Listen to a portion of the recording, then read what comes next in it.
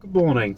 It's 5:30 AM and I am about to head off towards Horton Cars in Aylesbury. The reason being, as you may have seen in a short or heard me mention in another video, I'm having some issues with the gearbox in this car, and I'm hoping that they're going to be able to help me out by doing a gearbox service on the vehicle. First part of the journey is probably going to be pretty uneventful because it's literally just sitting on the motorway. But what I'll do once I've pulled over for my first stop at the services is I'll throw the camera in, get the microphones and everything set up, and then I'll have a little bit more of a chat with you in some more detail about what the car's doing, why it does it, and what I'm having done that will hopefully rectify it, but we'll have to see. Anyway, next stop will be the services. Okay, so I've pulled over successfully at the services on the M1. I've just grabbed myself an emergency cup of hot brown, and now I'm going to continue onwards. And like I said in the intro to the video, I'm going to give you a bit of an explanation as to what's happening with this car, kind of what goes wrong with these, and what I'm going to try and do today to try and get this problem hopefully sorted out. God knows what it's going to be like because of the traffic, because it does look like it's going to be quite busy today. Right. I'm on my way. I say I'm on my way. I'm stuck in slow-moving traffic because it looks like there's been some form of bump on the A43, which I've not yet caught up to. But whilst things are moving slow and I'm not being interrupted by the sat-nav, I'll take the opportunity to explain to you sort of briefly what's happening today and in general what the problem is with the car. So I bought this car, I think getting on for nearly 2 years ago now, relatively cheap, it's £1,000, and I knew at the time that I bought it that it was occasionally clunking. Now at the time I didn't know exactly what that clunking meant, whether it meant engine mount or whether it meant gearbox, what the problem was.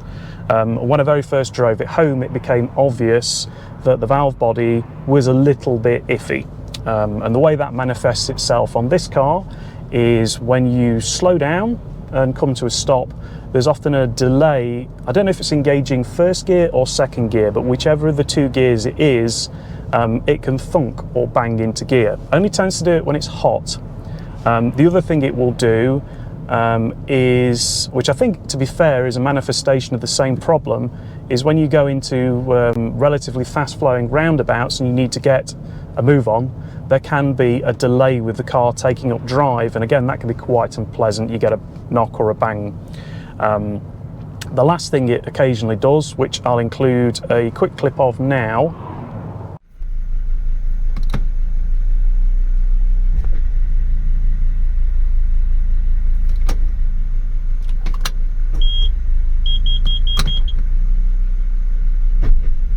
yeah, it's getting loads worse.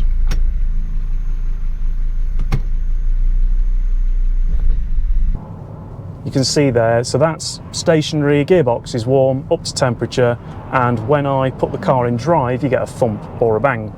And like I say, all these things are indicative of the valve body not being that happy. If you don't know what the valve body on a gearbox is, it's basically a set of solenoids and pistons which control all the actuation for the automatic gearbox. They send fluid pressure to the torque converter and then engage each of the clutch bands that engage the individual gears on the gearbox. The reason that these sorts of problems occur on these gearboxes, I mean, some of it is general wear and tear. You've got to think they're mechanical devices at the end of the day, these solenoids. They're sort of actuating and moving backwards and forwards all the time. But also, one of the issues is that basically Volvo don't specify a change interval for the gearbox fluid, and that's bad because over time the quality of the gearbox oil degrades. You have issues with build-up of friction material, the properties of the fluid itself break down, and eventually, by the time, I mean, this car's done 164,000 miles, by the time your car has clocked up that sort of mileage, your gearbox oil is in nowhere near the same sort of condition as it was when it was new. So I don't know if it's Volvo that insist on that or whether it's Warner, the manufacturer of this gearbox, which is in AW55-5, I think. or 55-55, or 55-50, I'll put the right number up on screen now. But because no fluid change interval is specified, what happens is over time the fluid degrades, friction material gets into everything, that starts causing wear on the valve body, and then before you know it, basically you've got sticking solenoids and you're having problems with your gearbox. There are a number of ways to try and cure the problem. The first one, which is what I'm going to be doing today, is a fluid change, although it's a fluid change with a twist. And then after that, you're into either changing the solenoids with new ones or getting a completely new valve body. So that's the whole thing that actuates and controls the gearbox.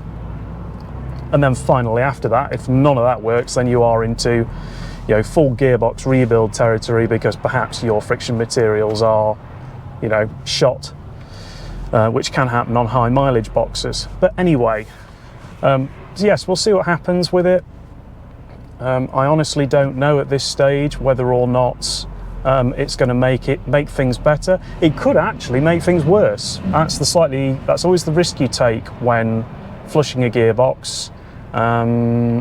It doesn't always necessarily result in an improved experience, unfortunately. So yeah, really the traffic we're in at the moment is kind of the worst possible thing that could be happening to this car at the moment, because it seems to misbehave worse in slow crawling traffic, which is why I headed out nice and early this morning, and that's really worked out well for me.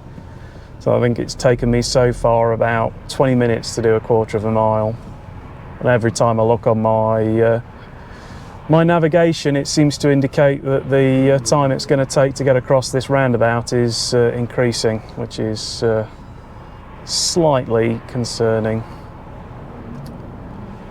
Oh dear, I don't know what's gone on here this morning. 3/4 of a mile. Hey, we're free, we're moving again. And the gearbox so far is behaving, so that's good. This door started rattling again, it's not done that for a while. Okay. Yeah, so I've got to be a bit careful going through roundabouts, because I just don't know how this is going to behave. It may thunky bang. It's not so bad, to be honest with you, where the roundabouts have lights, but it can be fun when it's a little bit more fast flowing. There are a few of those, particularly as you get through Bicester, that I'm going to have to deal with. So we'll see what it does. But I mean, so far, other than that little bump slowing down, it's been all right so far. Is it going to bump? Is it going to bump? No. It's typical. It's been quite well behaved actually so far. I have had occasions where I've driven this where it's really actually worried me going into roundabouts and stuff, and when it does bang, going back from the Hub Nut Social in particular, when I was driving through sort of that part of the Cotswolds and Stanton on Marsh and stuff, it was getting quite clicky bangy going through roundabouts. My biggest worry with continuing to drive it like this as well is that the more that I drive it like that, potentially the more damage is done internally to the box, because obviously each of those slams is not an engagement of the box in the way that it was designed. I'll probably at some point do a more detailed video about these gearboxes and their various modes of failure. Obviously, if you've visited the channel before, you may know I had an XC60 with gearbox problems, although that turned out to be the torque converter rather than the valve body. Anyway, so what we're going to do about it today is I'm on my way to Horton Cars in Aylesbury, the same people incidentally who managed to fix my XC60, and we're going to do a gearbox oil change. I believe they're going to update the software on the box. I'm not quite sure what that means. I don't know whether it means that they're just going to reflash the gearbox ECM, or whether they're going to redo the learning or reset the fluid counters. I'm not sure about that. And then the last thing they're going to do is they're going to put some Lucas transmission additive in it, and I think, I'm not 100% certain, but I think it's Lucas stop slip that they're using. And if you're not familiar with stop slip, it's basically a viscosity modifier.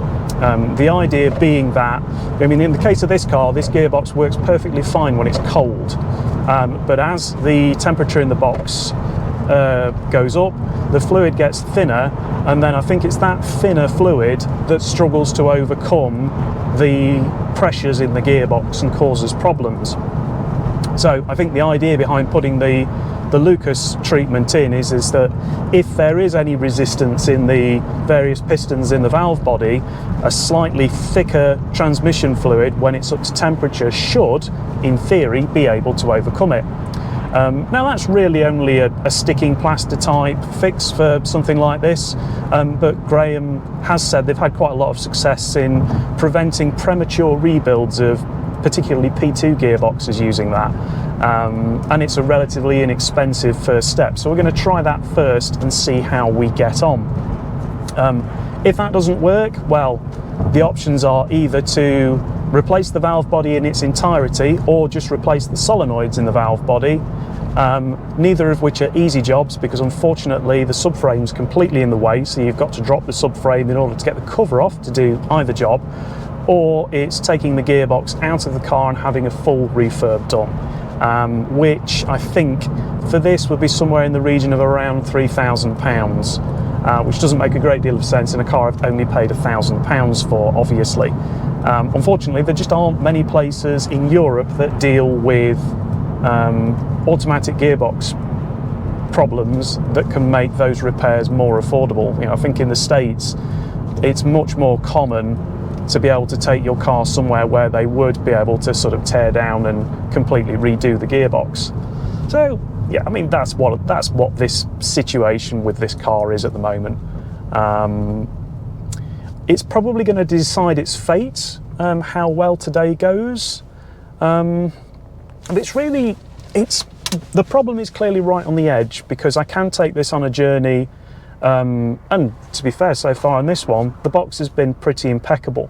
It might now start to get upset because we're going through Bicester and we're hitting roadworks and stationary traffic. It does seem to be a thing that the hotter the box gets, the worse the problem is. I mean, that's the other thing. Ambient temperature today is quite low, hence the hat, because obviously we're nearly in May, which is why I've had a hat and a scarf on this morning. 9 degrees. I think it was more like 5 when I set out this morning. So it does tend to behave better in cooler ambient temperatures, but I did notice, certainly last summer on it, some of the days where we were getting up to the high 20s, low 30s, that the box could be worse. So yeah, that's what's going to happen today. I don't know if I'm going to get a chance to film any of the work that they're doing. Possibly not, because obviously it's a garage and a workshop and insurance and this, that and the other. But it should only take a couple of hours. I'm going to sit with them. I've not booked a courtesy car, which I probably should have done thinking about it. I had planned to take the bus into the local village and hadn't actually looked at how regular the the services were. So if they've got a courtesy car, I might see if I can borrow it. But failing that, it'll be a case of sit down with a laptop and my headphones on and not bother them for a couple of hours. But yeah, like I say, I think today will very much decide the fate of this car and what I do with it, because obviously there's no point continuing to do too much other work with it if I know that the gearbox is no good. So for instance, I've got a set of wishbones, rear shock absorbers, ball joints, etc. to go on this, and I was thinking about completely refreshing the front end as well, shocks, springs, top mounts, everything else. So I've got a bit of graunching on that corner that does need to be investigated. But none of those things make any sense to do whatsoever, so long as we're potentially looking at a car with a gearbox that's no good. So yeah, we'll have to see what happens. I've just realised I'm really speeding there. That's quite naughty of me.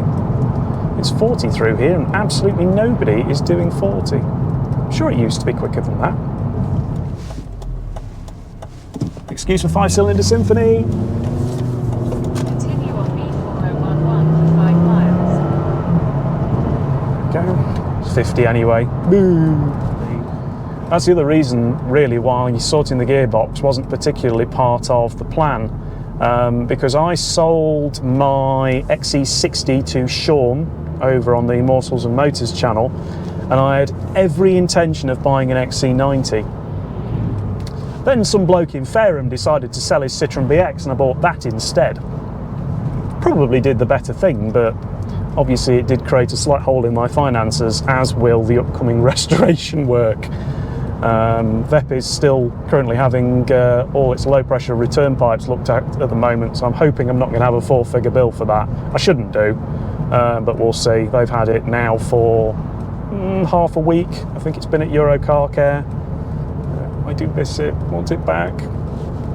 But yeah, it was never the intention to keep this car for this long. And I've completely fallen in love with it in a way that makes absolutely zero sense. It's by far and away the worst P2 I've owned, cosmetically, mechanically. It's got the beige steering wheel, which some people love, I've never liked. Yeah. When you think about me and how particular I am, you wouldn't think that this would be a car that I would fall for. The really strange thing about this car is, and I was cleaning it up just before the Nordic Fest 24 event, and I looked at it, and this is a car that is covered in imperfections. It's got scrapes and dinks and dents and bits of missing paint, the alloys are trashed and everything else. But give it a detail, shine up the tyres, and it just wears all of its imperfections beautifully. I don't tend to worry about where I drive it. I do worry about where I park it. I think I would be upset if somebody scraped it, banged it, opened the door on it, whatever. But it doesn't have the same kind of financial anxiety that the XC60 had. Whee! That's a good bend.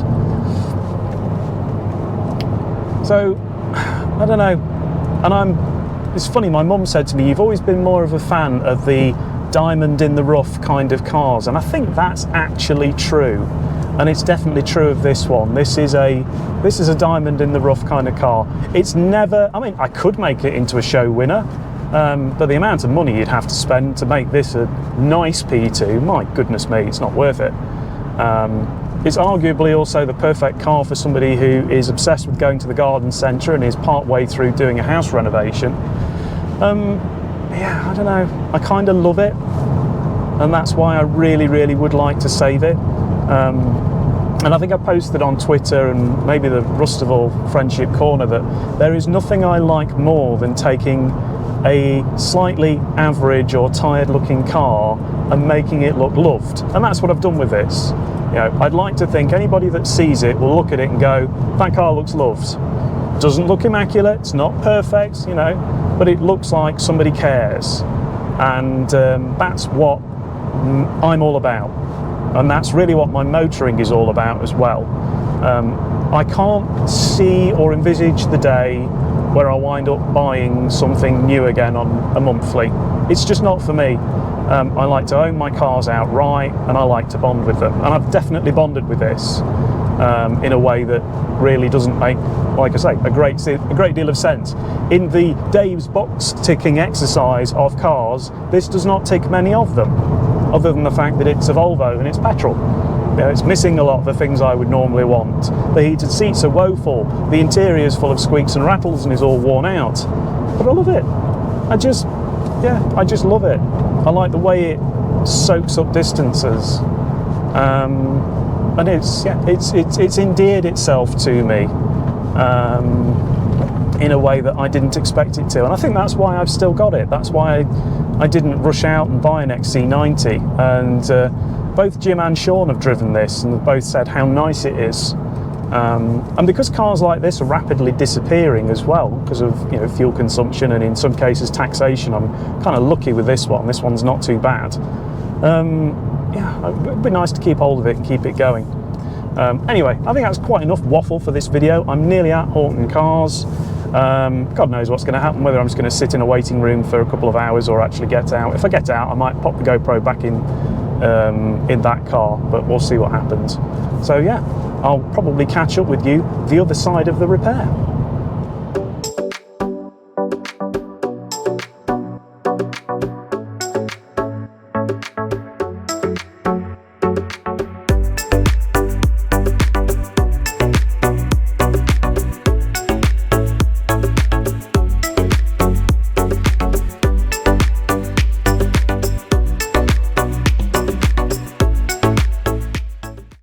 I'd do a very quick video of my trusty Chariot. I'll put a little picture up of what the mileage is. One minor problem with it though, I'm 5 foot nothing, and the seat's stuck all the way back, so yeah, driving it's been interesting. Oh, my little legs barely reach, look. That's me foot all the way down, and I can just about press the accelerator pedal. Brake pedal's thankfully not too bad, but the accelerator pedal's miles away. Oh dear. Let's see if it fires into life.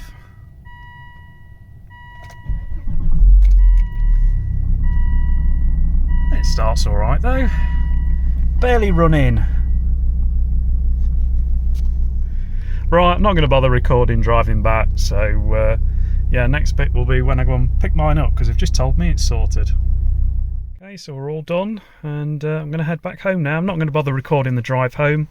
I will just give you an update as to where I've got to when I get home. Right then, I know you're all going to want a verdict. I've just driven the 110 or so miles home, and the verdict is it's not fixed. So it was worth a shot. It does feel a little bit better, but yeah, it's still doing what it did before, and in fact at the moment it's doing some other peculiar behaviour.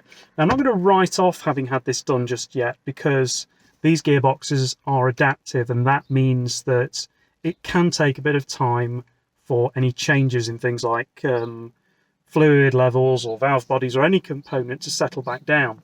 And one of the things I did pick up on the drive home was that there was a few occasions where it flared between gears, which is something it had never done before. So I'm going to give it a bit of a chance before I go, no, it's definitely not sorted it. But I do suspect that, unfortunately, the only way to truly cure this gearbox is either going to be to replace the valve body or the solenoids, or to get it fully refurbished. And that puts me in the territory of really needing to think about something else, I think. So, bit of a shame. But like I say, I'm not disheartened yet. I'm going to give me 500 miles, I think. Give me 500 miles to put a bit more mileage on the box, and then I will post another update about how things are going. So we're currently at 164,816 miles. So 500 miles later, or 2 tanks of fuel later, probably more like, I'll post an update and I'll let you know where we are with things.